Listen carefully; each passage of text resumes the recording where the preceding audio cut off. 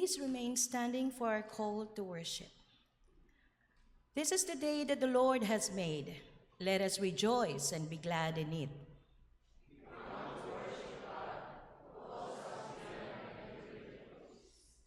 True worship is not only in words and songs, but in lives of justice, mercy, and compassion.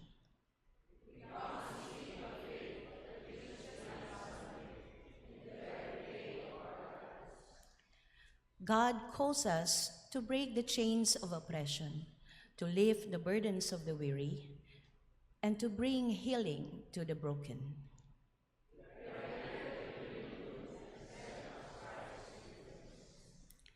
Let us worship God who transforms our worship into mission and our faith into action. You may all be seated. Let us approach God's presence through our prayer. Let's pray in unison. God, in justice and compassion, you do not delight in worship that is empty, but in lives that reflect your love and mercy. We gather today not only to praise you with our lips, but to offer you our hearts, our hands, and our lives. Teach us through your word and spirit to go beyond Sunday worship, to bring freedom when there is bondage, healing where there is pain, and joy where there is despair. We ask this in the name of Jesus Christ, who taught us how to live and love. Amen.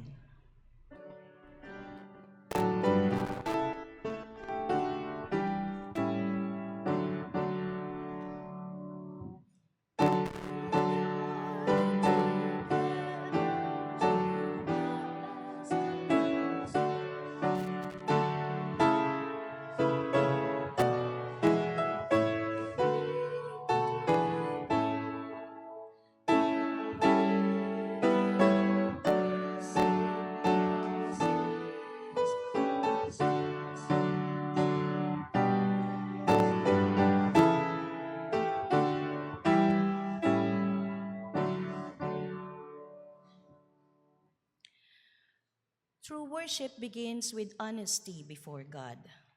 Let us confess the ways we have separated worship from daily living, trusting in God's mercy and forgiveness. We pray in unison. Merciful God, we confess that we often limit our worship to one day of the week. We sing and pray on Sunday, but neglect justice, kindness, and mercy in our daily lives. We are quick to speak of love, but slow to act with compassion. Forgive us for separating faith from action and worship from service. Transform our hearts, O Lord, so that our worship may continue beyond these walls and to the world you love. Through Jesus Christ our Lord, we pray. Amen.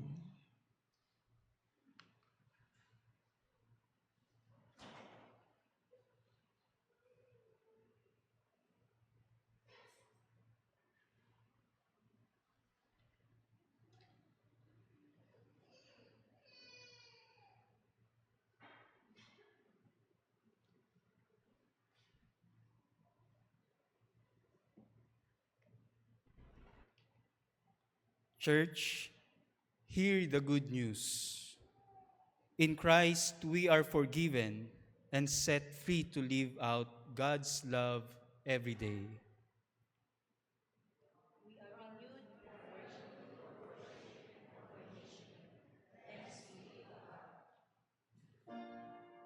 Let us all rise.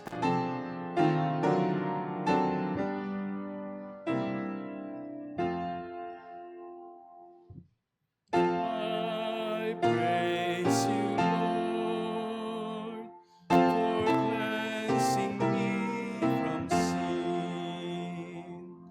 Fulfill your word and make me pure within.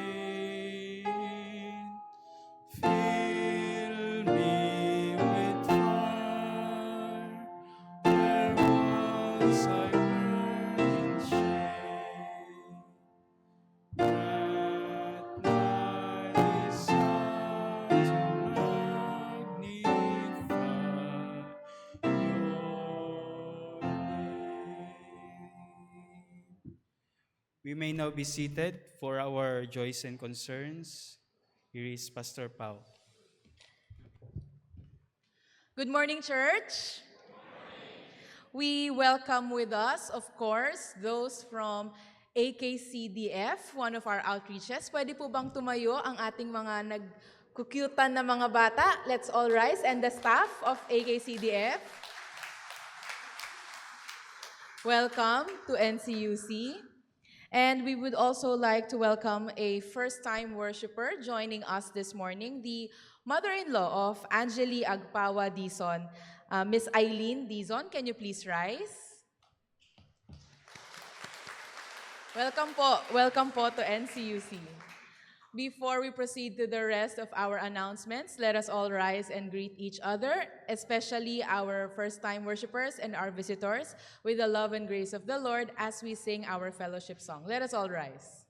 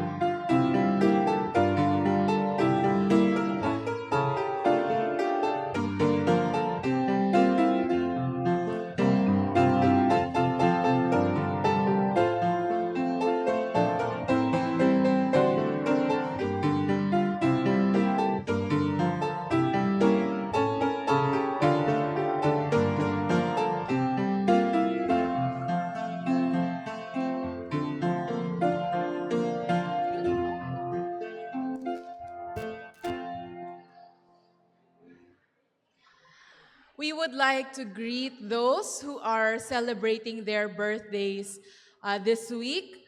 Pero bigyan po natin ng masigabong hiyawan ang nagse-celebrate ng birthdays today. Celebrating their birthdays today, Tito Sammy Del Rey and Joseph Benitez.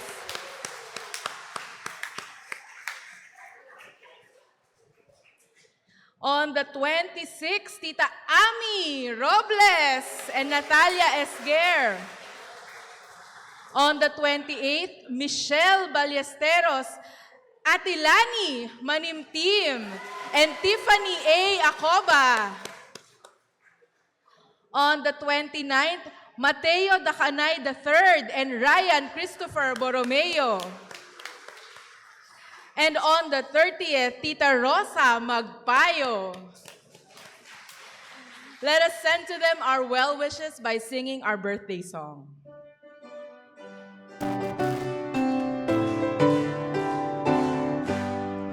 May the Lord God bless you. May the Lord God bless you. May the Lord God, may the Lord God, may the Lord God bless you. We would like to thank Tita Ami Robles for our flower offering this morning in Thanksgiving for her birthday on August 26. And we would like to share with you our stewardship report for last Sunday. We had 40 Sunday schoolers, 168 worshipers, and 235,138 in tithes and offerings. Praise and glory to the Lord. We would like to share with you our regular activities. As a reminder, every 8:45 po, invited ang bawat isa sa ating adult Sunday school. Akala nung iba ata exclusive siya sa women kasi ang daming puro kababaihan. Hindi po ito CWA Bible Study, no? Open po ito to all adults. We have children's and teen Sunday school at 10 a.m., shepherding every third Sunday, and CRO every fourth Sunday, which is today. So we invite all our young people, our young adults, our women, and our men to join the fellowship this afternoon. Lunch, of course, will be served. We would like to remind everyone that last Sunday we launched our preaching clinic, and it is open to all UCCP and CUC members. Be it known that this will only be held for this year because we do have in mind different training series for the following years. So if you are interested to learn about preaching and to be a lay preacher, mag-enroll na po kayo. This is open to those 18 years old and above, and of course, to those who are committed to finishing the whole course and fulfilling all the assignments, including the preaching practicum, which will begin on August 2026. Makikita niyo naman po dyan yung schedule. It's every 2 months, third Saturday at 9 a.m. to 3 p.m. And we have already plotted the schedule for the first 3 sessions, September 20, November 15, and January 17. So again, if interested, please let myself or Pastor Melvin know. We would like to remind everyone that last year we produced, the BOE produced a mission video of NCUC, and it is currently posted online and playing on loop at our foyer. So we invite you to share our mission video on Facebook to your friends and not just members, no, to anyone to let them know the kind of mission we do here at NCUC. Also, a reminder to those who volunteered to be teachers at our AKCDF Bible study every Saturday. Meron po tayong AKCDF Facilitators Orientation this coming Sunday at 1 p.m. Kung hindi pa po kayo nakapag-fill up ng form, yung mga nag-commit po, pwede nyo pong kunin sa akin or kay Pastor Melvin yung volunteer forms nyo po. The orientation will be next Sunday, that's 5th Sunday, 1 p.m. at room 201 and 202. Lunch will be served. Kung naalala nyo po, we announced that UCCP Pateros is holding a fundraising project for their parsonage. They were supposed to be here during the first Sunday. However, nagkaroon po sila ng concern sa church. That's why they weren't able to join us. But they will be joining us next Sunday So again, we encourage you to purchase their tickets. Their ticket price is only 20 pesos per ticket. And this is so they will be able to have a proper parsonage for their church worker. The raffle draw is on September 14, and the prizes are a television, a cell phone, an air fryer, and 10 consolation prizes of 500 pesos. Lastly, on our joys and concerns, I would like to introduce to you our guest preacher this morning, whom I believe requires no introduction. He graduated 1992 Bachelor in Ministry at Cornelio and Julia Tomas Bible School in Alicia, Isabela, and he has been a pastor since then. He was ordained into the ministry in 2005 and graduated Bachelor in Theology at Ecumenical Theological Seminary in 2018 at Baguio City. He is currently the assigned pastor at UCCP Kaunlaran Village in Caloocan City. He has a beautiful wife, Ate Mariel Lazaro, and two sons, Asam and Atlas. Join me in welcoming back Reverend June Alegoyoho III.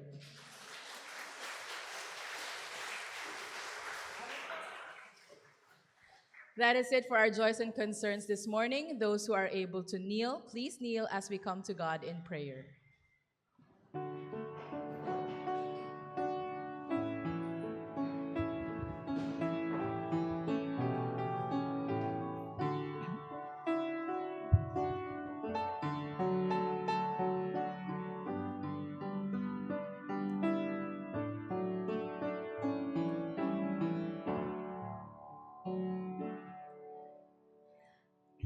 Let us pray. Thank you, Lord, for this Sunday. It is our holiday with you, our time to talk with you, to worship and honor you. After our service, please allow us to be bold and ask you to have coffee with us, Lord. It is our date with you.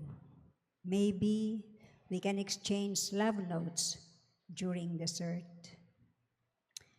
Why do we do this? We remember a long time ago when you healed someone one Sunday.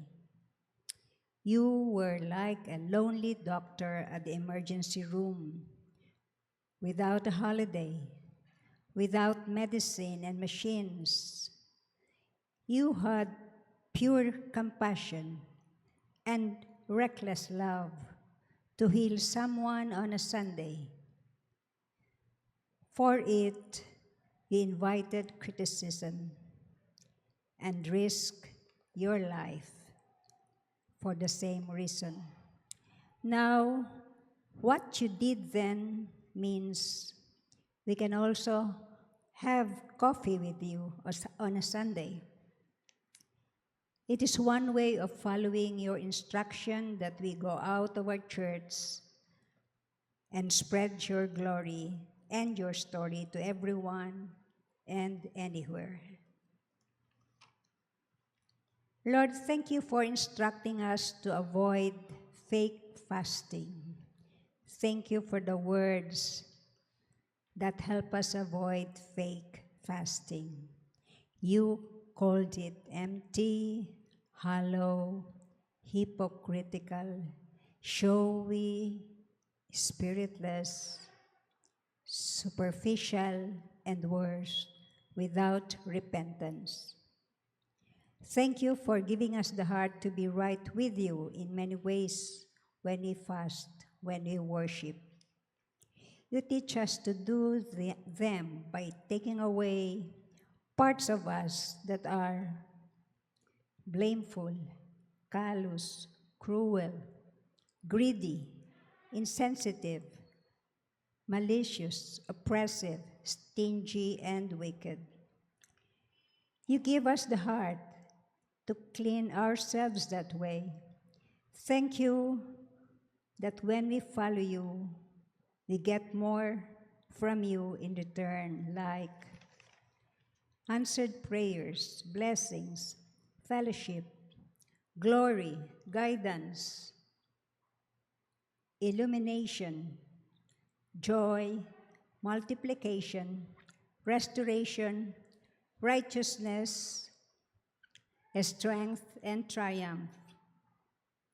Thank you, Lord, that these are the foundations for us to do our mission. Our pleadings, Lord, hear us. Please embolden us more about worship and fasting outside of the walls of our church and every day, including Sunday. Lord, we intercede for our church leaders, church workers, and the congregation. Heal the sick, strengthen the weak, and comfort the lonely people, the separated, the lost, and those with problems. Please help those who suffer from calamities here and worldwide. Our economy has a very high GDP or gross development product in comparison with other Southeast Asian countries. But Lord, kindly help us to lower the growing number of HIV cases, including the widespread abuse of illegal drugs and gambling in our country. Please give explanations to us. Now, many of us are angry, aghast, and are boiling because of corruption in our country.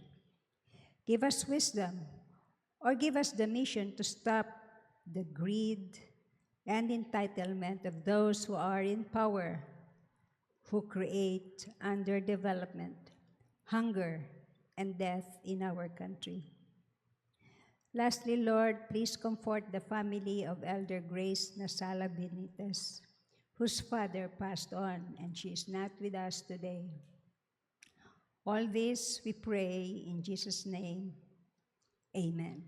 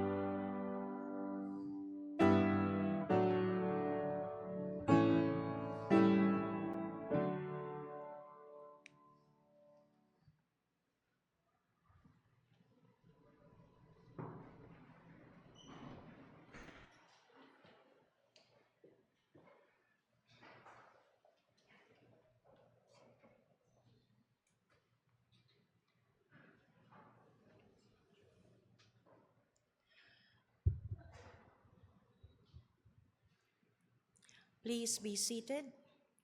Let us open our Bibles and let us read from Isaiah chapter 58, verses 9 to 14. Let's read the passage responsibly. The last verse will be read together.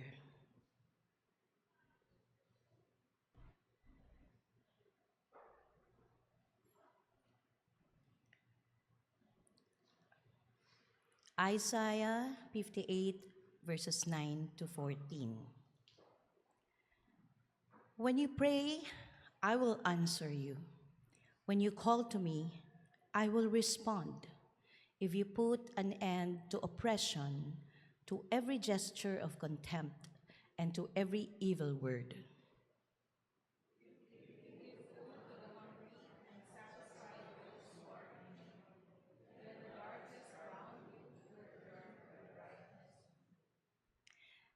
And I will always guide you and satisfy you with good things. I will keep you strong and well. You will be like a garden that has plenty of water, like a spring of water that never goes dry.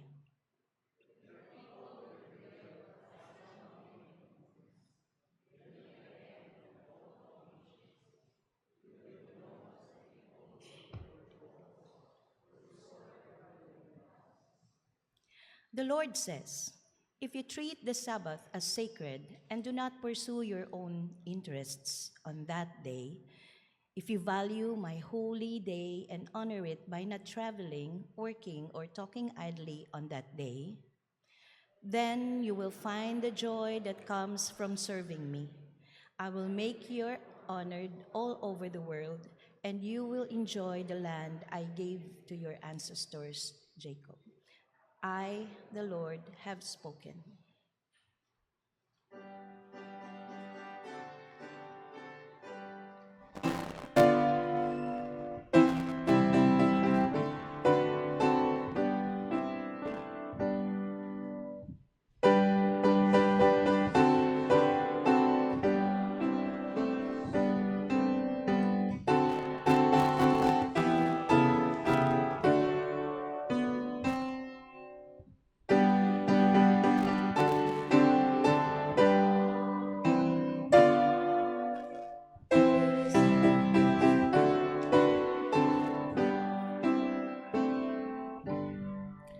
Please remain standing. Our New Testament reading is from the Gospel according to Luke, chapter 13, verses 10 to 17. Allow me to read it for you. Luke 13, verses 10 to 17. One Sabbath, Jesus was teaching in a synagogue. A woman there had an evil spirit that had kept her sick for 18 years. She was bent over and could not straighten up at all.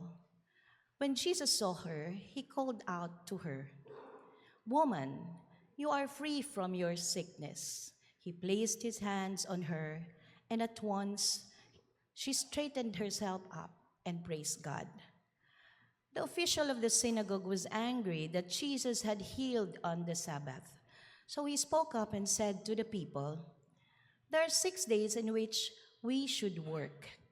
So come during those days and be healed, but not on the Sabbath."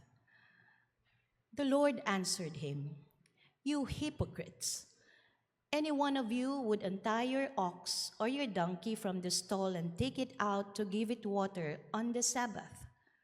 Now, here is this descendant of Abraham, whom Satan had kept in bonds for 18 years. Should she not be released on the Sabbath?" His answer made his enemies ashamed of themselves, while the people rejoiced over all the wonderful things that he did. We have already been blessed through the reading of God's word. Please be seated. Let us continue to meditate on God's message through the anthem and the preaching of God's word.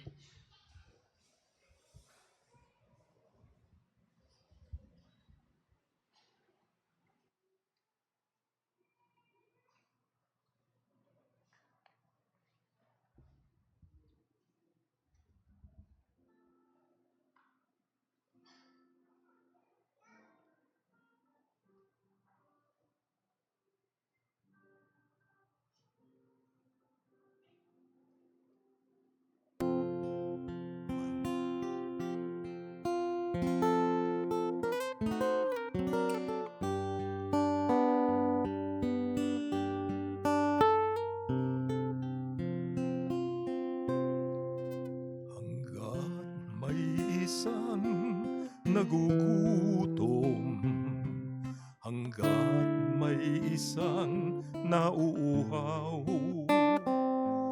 hangga't mayroong mga pusong nagdurusa't namamanglaw, hangga't mayroong naalipin, sa layaw ay nalululong. Tayo ay mayroong gawain, tayo ay mayroong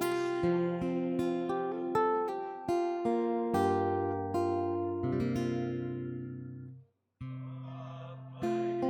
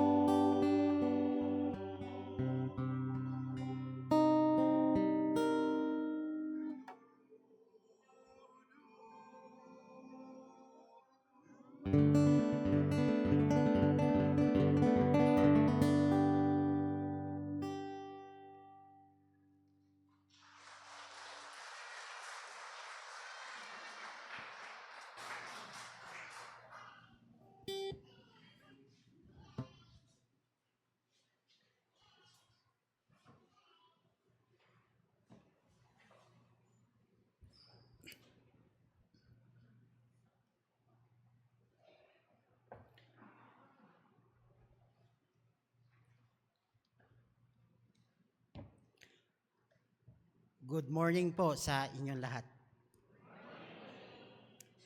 Halos 10 taon na ang lumipas nang umalis po ako sa inyo. Ang bilis ng panahon. Kumusta na po kayo? Kung ako po ang inyong kukumustahin, by the grace of God, I'm doing well.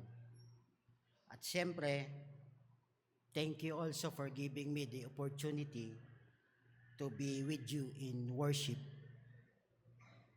And at the same time, binigyan niyo ako ng pagkakataong i-share sa inyo kung ano yung nasa isipan ko about the topic going beyond Sunday worship. The month of August is not only mission month, ito rin po ay buwan ng wika. Kaya hinihingi ko po sa inyo na payagan niyo po kung magsalita ng mas maraming Tagalog. If you will notice in our church, we observe that Christ's resurrection is celebrated for 7 weeks, followed by 10 weeks celebration of Pentecost. 10 linggo po nating ipinagdiwang ang pagbaba ng Espiritu Santo na nagbigay ng inspirasyon sa mga disipulo na ibahagi at ipangaral ang tungkol sa paghahari ng Diyos sa pamamagitan ng pagmimisyon. Pagkatapos ng 10 linggong pagdiriwang ng Pentecostes o pagbaba ng banal na Espiritu, ay simula naman ng unang linggo ng Kingdom Tide, where we highlights the importance of doing God's mission. Merriam-Webster Dictionary defines Kingdom Tide as the time to call our attention to the message of the kingdom of God. Alam po ninyo, we celebrate this season using the green color to represent growth and expansion of God's kingdom within us and to the whole global community. Para po sa akin, ang paglago ng kaharian ng Diyos ay hindi lamang sa loob ng simbahan, kundi maging sa labas at sa paligid nito. Starting today, we will focus on Kingdom Tide for 13 to 14 Sundays until the last Sunday of November. Pagkatapos nito, magsisimula na ang Advent season.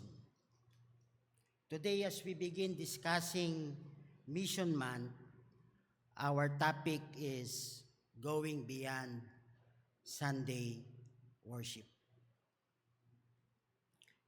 Ayon po sa teksto na ating binasa kanina sa Luke chapter 13 verses 10 to 17, Sabbath day, araw ng pangingilin o pamamahinga, nang pagalingin ng Panginoong Yesus ang isang babae na 18 taong nang may karamdaman.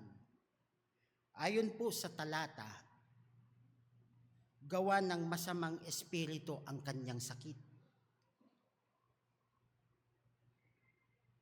Siya ay nakukuba at hindi makaunat.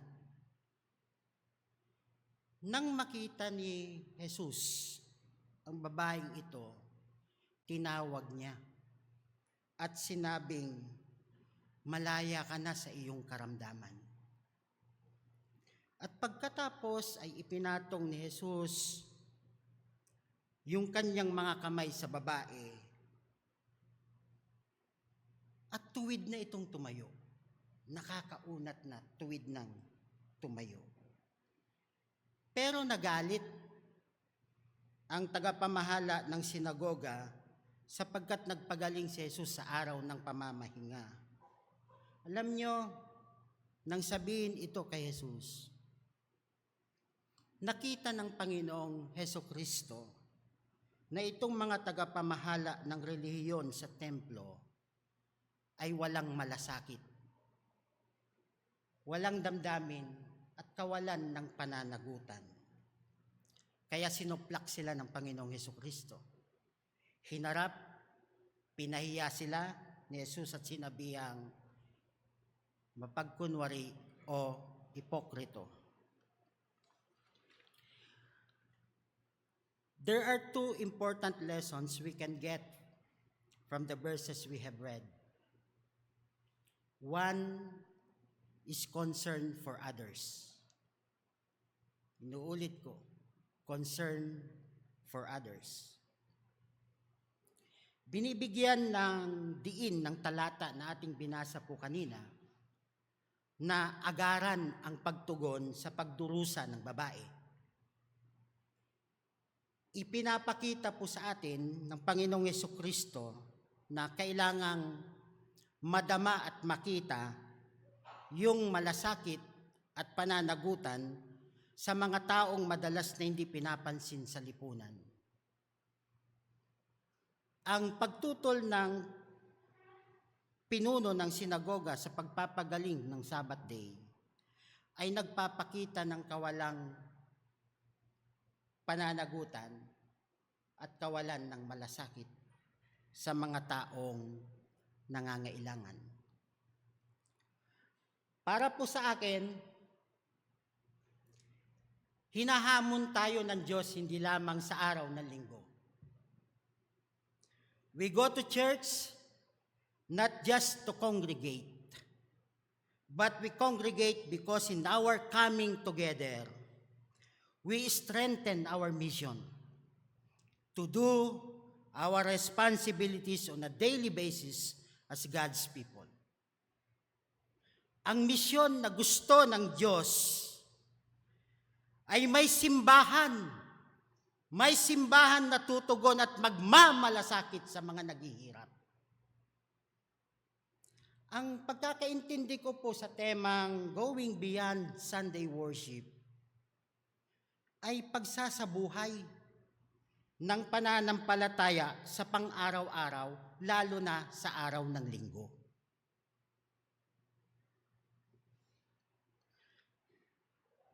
Kabilang po dito yung pagbabahagi ng ating pananampalataya sa iba.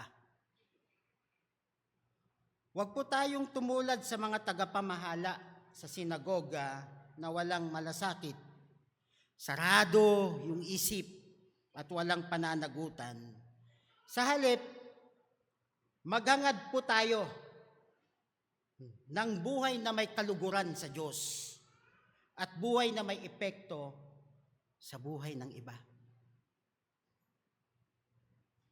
Kung titingnan po ninyo, o titingnan natin, makikita po natin kung paano nagiging manhid at walang pakialam sa katiwalian ang mga tao ngayon. Sana wag naman sa simbahan. Halimbawa, ang Kagawarang Pangkalusugan ng Pilipinas. Sila ang responsable sa pagtiyak ng mga pangunahing serbisyong pampublikong kalusugan para sa lahat ng Pilipino sa pamamagitan ng pagbibigay at pagkakaloob ng dekalidad na pangkalusugan. Sa palagay po ba ninyo, may mabisa kayang sistemang pangkalusugan o solusyon na ginagawa ng mga taong nasa kinauukulan? Ang PhilHealth ba ay nakapagbibigay ng sapat na health insurance sa ating bansa? Sana tuloy-tuloy na ang libreng gamot worth 20K sa mga PhilHealth Yakap Clinic tulad ng iniulat ni Cheryl Cosim. Alam po ninyo, ang pagkaubos po ng ating natural resources, illegal logging, pagkuakwari at pagmimina, ay patuloy na nagpapakita o patunay na nagpapakita na walang malasakit at pananagutan ang tao. Basta magkapera. Kahit kapalit pa nito ay kapamakan ng kapwa o kamatayan ng iba. Okay na yun, basta magkapera. Ang masakit dyan, kung hindi tayo yung biktima, tayo yung walang malasakit. Marami pong klase ng walang malasakit at kawalan ng pananagutan sa ating lipunan, lalo na po sa mundo ng politika. Ngayon, ano po ang iniisip ninyo kung maririnig po ninyo yung salitang average o kaya as usual? Bilang simbahan, okay na po ba tayo sa pagiging average? Or do we need to go beyond of what God is expected? There are two important lessons we can get from the Gospel of Luke chapter 13 verses 10 to 17. First, concern for others. Secondly, don't be a hypocrite. Marami ang nakamaskara. At kahit magmaskara pa tayo sa harapan ng Diyos, makikita at makikita ng Diyos ang totoo nating pagkatao. Ang mga pinuno po ng sinagoga tulad ng mga pinuno natin ngayon ay halos parehas lamang noon.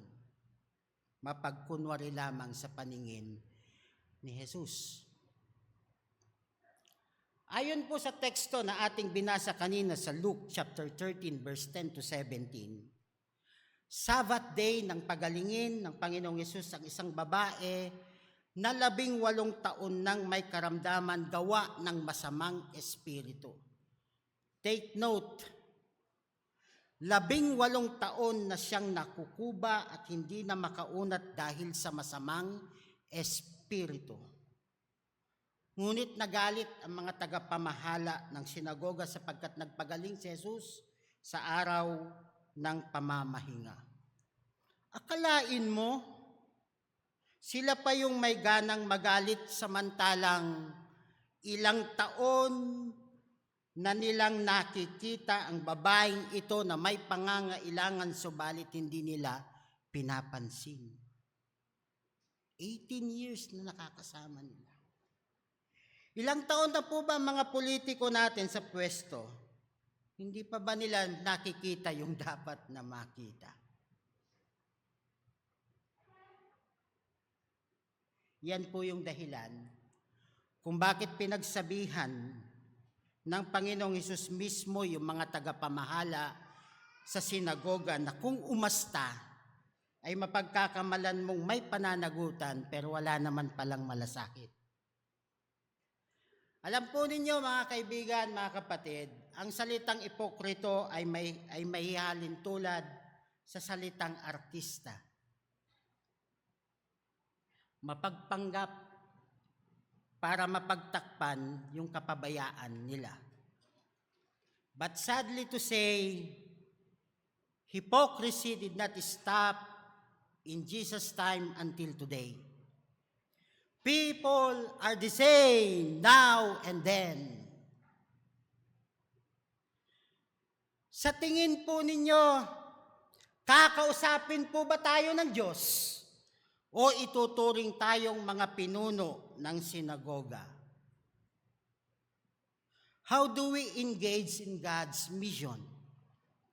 Ginagawa po ba natin ang misyon ng Diyos ng may pagmamalasakit at pananagutan tulad ng awiting inawit ng mga UZM yon?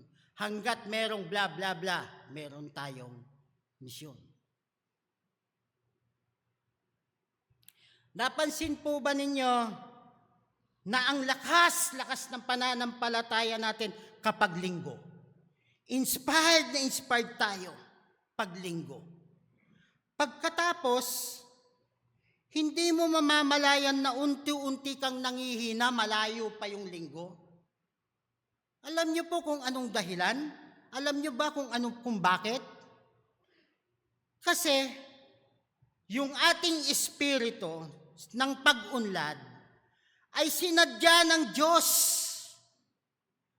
na hindi makulong lang yan ng linggo.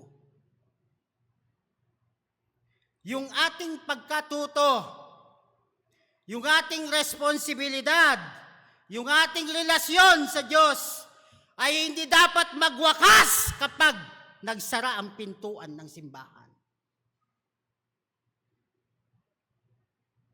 Ngayon, ano naman ang itinuturo ng Panginoong Yesus sa atin ngayong umaga? Jesus tells us to do two things. Una, magmalasakit. Kung tayo po ay tunay na may malasakit, magmamalasakit tayo sa kapakanan ng iba. Hindi lang natin iniisip yung kanilang mga agarang pangangailangan, kundi pati na rin yung kanilang walang hanggang pangangailangan, yung kanilang kaligtasan spiritually. Ayon kay Apostol Pablo, sinabi niya sa 1 Corinthians 10:33, sa halip, tularan ninyo ang ginagawa ko. Sinisikap kong mabigyang kasiyahan ang lahat ng tao sa bawat ginagawa ko. Hindi ko inuuna ang sarili kong kapakanan, kundi ang kapakanan ng marami. Bakit? Upang maligtas sila. Mga kapatid, ang malasakit ay pang-araw-araw, hindi lang sa araw ng linggo. Sana hindi lang dito lumago ang kaharian ng Diyos. Abutin po natin yung ating mga kapwa na nangangailangan gamit ang ating mga pinagpaguran. Inuulit ko. Abutin po natin yung ating mga kapwa gamit ang ating mga pinagpaguran. Going beyond Sunday worship. Kung pwede lang sana, ipasa, ibahagi, o higitan pa natin yung dati nating ginagawa. Alam po ninyo,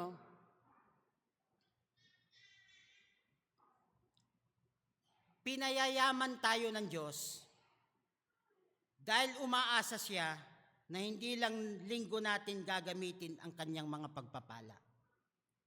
Inuulit ko. Pinayayaman po tayo ng Diyos dahil umaasa siya na hindi lang linggo natin gagamitin ang kanyang pagpapala. Nasaksihan ko po sa iglesyang ito kung paano natin abutin yung mga tao. Nakita po ng mga mata ko kung paano natin dalhin si Kristo sa puso ng mga tao sa iba't ibang dako. Tulad ng Mindoro, Antipolo, Asipolo, at Montalban. Mga kapatid, hindi lang po tayo sisidlan. Hindi lang po tayo sisidlang banga, kundi daluyan din tayo ng pagpapala. Huwag po nating ihiwalay ang buhay Kristiyano sa pang-araw-araw po nating buhay, lalo na kapag linggo. Sabi po ng ating leaders natin sa UCCPKB, si Ate Leia, kailangang wala tayong split personality. Hindi tayo artista at hindi tayo politiko. Pangalawa pong gusto ng ituro ng Diyos sa atin. Una, malasakit. Pangalawa ay pananagutan. may pananagutan po tayo sa Diyos at sa ating kapwa. Going beyond Sunday worship means to exceed a limit or to do more than is required or expected. Mula daw po sa pagsamba hanggang sa paglabas natin sa simbahang ito, may misyon tayo. May pananagutan po tayo. May pananagutan po yung ating pananampalataya. Kasama ang pagmimisyon para maipasa yung pananampalataya po natin sa iba. Isa po kayo sa mga may kakayanang abutin ang mga tao sa iba't ibang dako o sulok ng Pilipinas. Ang kailangan lamang po natin ay ilapit ang ating mga sarili sa kanila dahil tayo po ay may pananagutan. At kung kayo po ay naniniwalang may impyerno sa mga hindi tatanggap at hindi makakakilala kay Kristo bilang Panginoon at tagapagligtas, dagdagan pa po ninyo ang inyong pananagutan at higitan pa po ninyo ang inyong malasakit. Sa aking pagtatapos, walang hangganan ang pag-ibig at biyaya ng Diyos. Umaabot ito sa lahat. At hindi malilimitahan ang pag-ibig ng Diyos, lalo na sa araw ng pagsamba. Mga kapatid, hinihikayat po tayo ng Diyos na aktibong hanapin ang mga taong nangangailangan ng kaligtasan at hindi pinapansin sa lipunan. Mag-alok tayo sa kanila ng pagpapagaling, pakikiramay, suporta. At ipakilala po natin sa kanila si Jesus na ating Panginoon at tagapagligtas tulad ng ginawa ni Jesus sa babae na 18 taon nang may karamdaman. Tandaan po ninyo, ang ating Diyos ay Diyos ng walang hanggang pag-ibig. Huwag nating limitahan ang ating pagmamalasakit at pananagutan. Go beyond. Ang kailangan natin ngayon ay ilapit ang ating mga sarili sa tao. Pangalawa, ilapit natin ang ebanghelyo sa kanila dahil ito naman ang dapat kasi mayroon tayong pananagutan.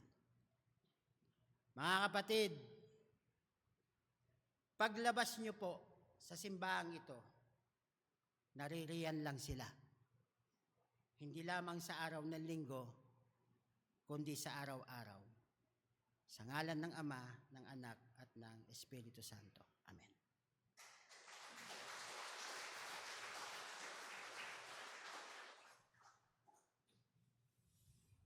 Salamat, Pastor Jun, sa napakagandang mensahe, subalit mapanghamon para sa aming iglesia.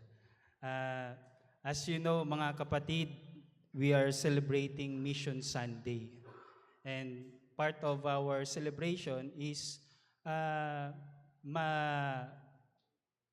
malaman at maunawaan ng ating simbahan, kongregasyon, yung ating ginagawang mission work sa labas ng ating simbahan. No?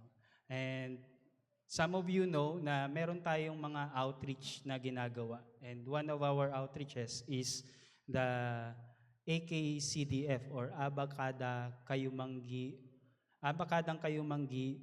Community Development Foundation. Yung ating partnership sa kanila, every Saturday, nagkakaroon tayo doon ng Bible study doon sa beneficiaries ng kanilang foundation sa pangunguna ni Kuya Paul and Ate Ami Galang. And sa araw na ito, kasama natin sila, no?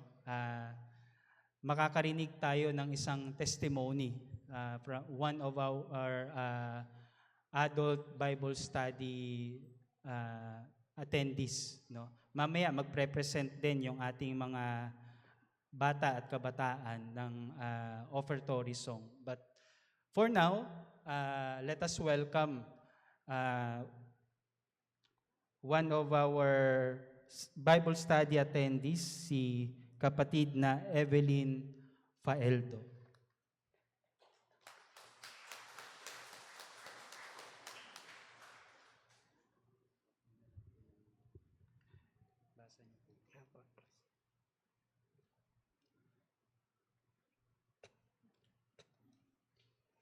Ah, Magandang umaga po sa inyong lahat.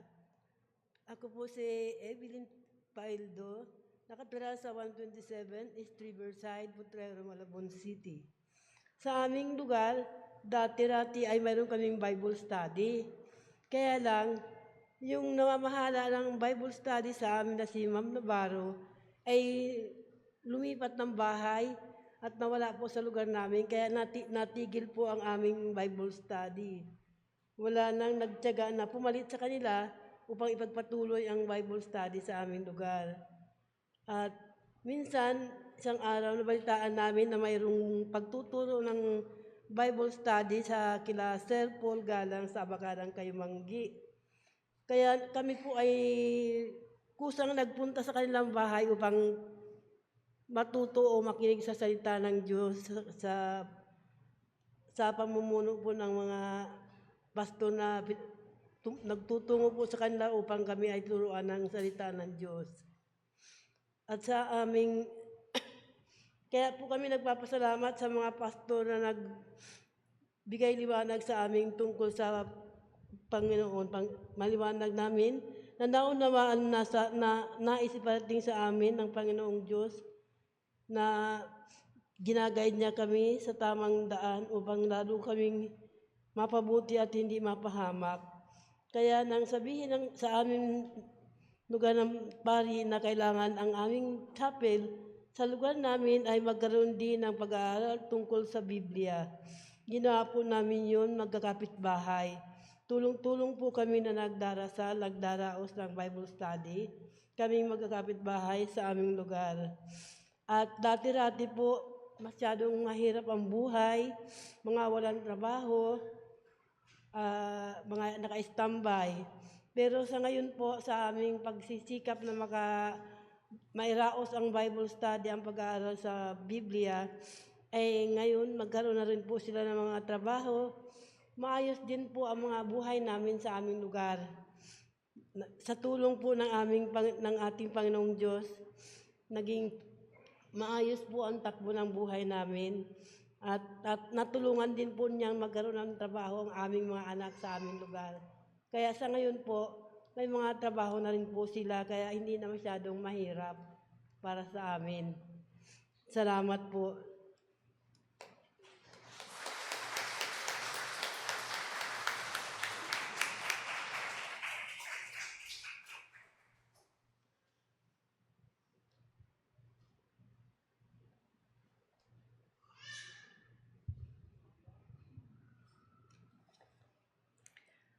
Our offerings are more than money. They are expressions of our mission. As God has blessed us, let us now bless others through our giving, so that worship may extend beyond Sunday and into the world.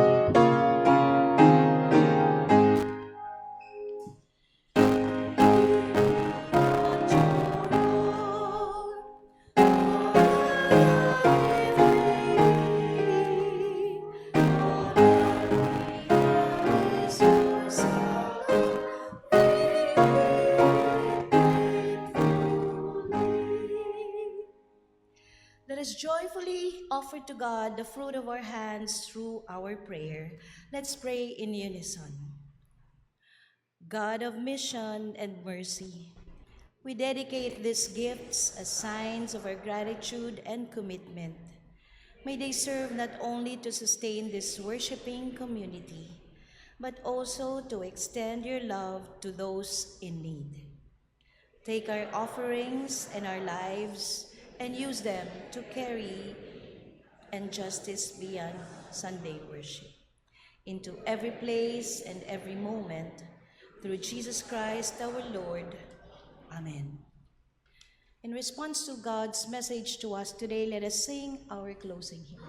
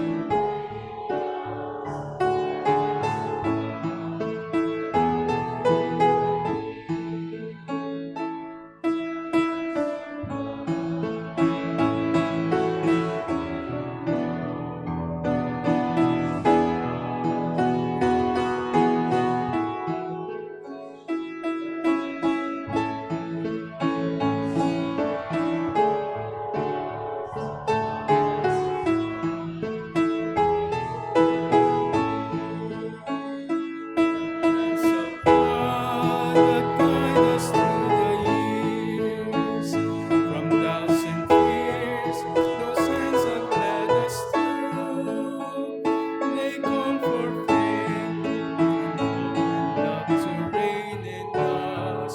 The hands of God that work through you and me. Let us pray. Gracious and loving God, we thank you for gathering us in worship today, reminding us that true worship goes beyond songs and prayers, beyond rituals and walls. You call us to worship you with our lives in acts of compassion, justice, and love. At this point, we lift up to you, O Lord, our brothers and sisters, those giving thanks for your goodness, and those bringing their life's burdens and concerns.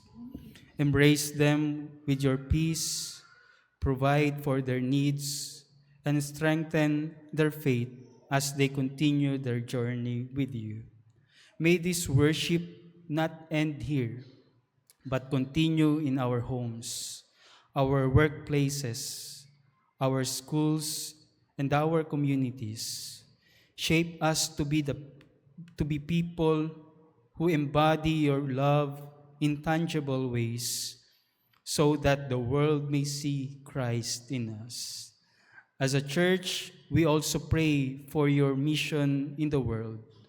Empower us to be agents of your justice, peace, and love in our communities.